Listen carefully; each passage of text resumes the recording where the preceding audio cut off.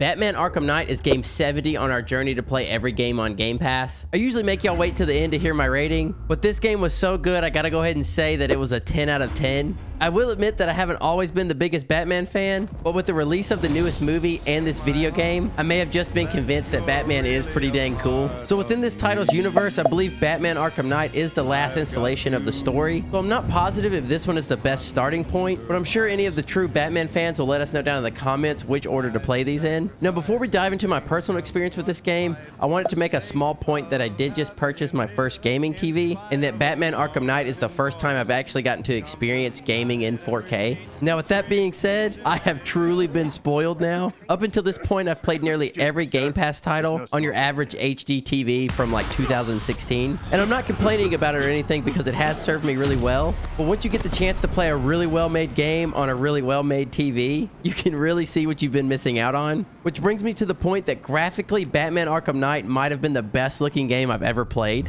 And sure, there may be games out there that do look a little better and have more detail and all that, but the way this game does the atmosphere, reflections, lightings, and the way everything interacts with each other is just unmatched when I compare it to any other game I've ever played. So for the first hour or two of playing, I was basically in awe of how good this game looked. But also, on the other hand, in the first 2 hours, I was getting really frustrated with the controls. I was absolutely terrible at driving. I think I honestly did more damage to Gotham than all the bad guys combined. I couldn't remember any of what seemed to be that endless amount of button combos for combat, driving, and just your general movement. There were plenty of times where I would be in the middle of a fight and I would accidentally grapple hook away for no reason at all. And then another thing to mention is that I was slightly overwhelmed by the menu system in the early parts of the game. But with those few negatives being said, I was lucky enough that the game was so good that it just kept bringing me back for more and more. And then after about 2 hours of playing, everything just started clicking. I could call in the Batmobile whenever I wanted, dive in and out of cover to take out my targets, and even eventually realize how well made and easy the menu systems really were, and especially for how much they actually contain. So my one complaint about this game kind of just drifted away.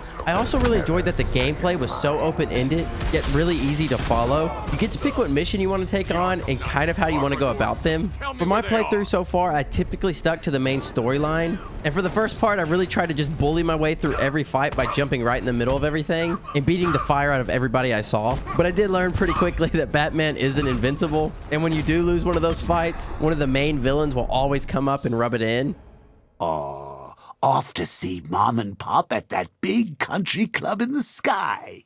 Which does make you kind of want to go take them down a little bit more. But like I was saying, how you get to take on each mission in your own way, the enemies do start to evolve to figure out how to take you on. So for example, if you generally stay in the vents under the floor, they'll start dropping grenades and fire bombs in on you. Or if you're constantly sneaking around doing your bat vision thing, they'll start to activate a sensor to hunt you down. Or if you did what I constantly did and bum rushed everyone, well then they'll kind of just start kicking your ass.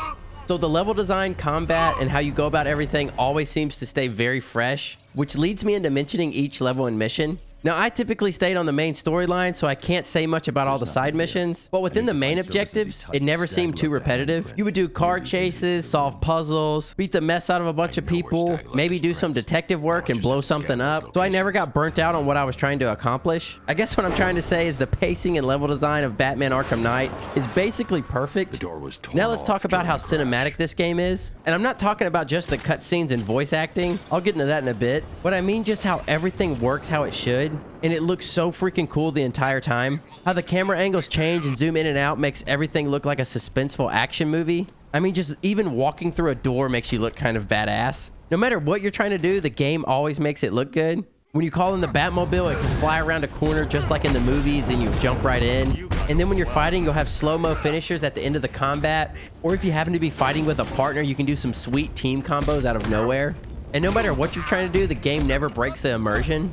I guess the last thing to talk about is voice acting, cutscenes, and story. To tell you how good it was, I could probably just watch a YouTube video of just all the story parts of the game and fully enjoy it with no actual gameplay. I don't want to ruin any of the story for anyone out there wanting to try this game out, so I won't go into details of what's actually happening, but this title does such a good job of mixing in cutscenes that are both within the gameplay and outside of it, including tidbits of radio calls that set up the next scene, or just people walking by and talking. I mean, it really uses every available option to tell the story, and when all of that is there, plus great voice acting and graphics, you're really going to have a hard time not enjoying it. So I think that covers everything that I wanted to talk about on this one. But in short, just go play Batman Arkham Knight. It's freaking good. Solid 10 out of 10. Thank y'all for watching again. I hope you get a chance to try out this one. And I'll see you in the next one for Game 71. Sees how you've treated me. He's gonna knock out you. And you. Well, maybe not you. Definitely you.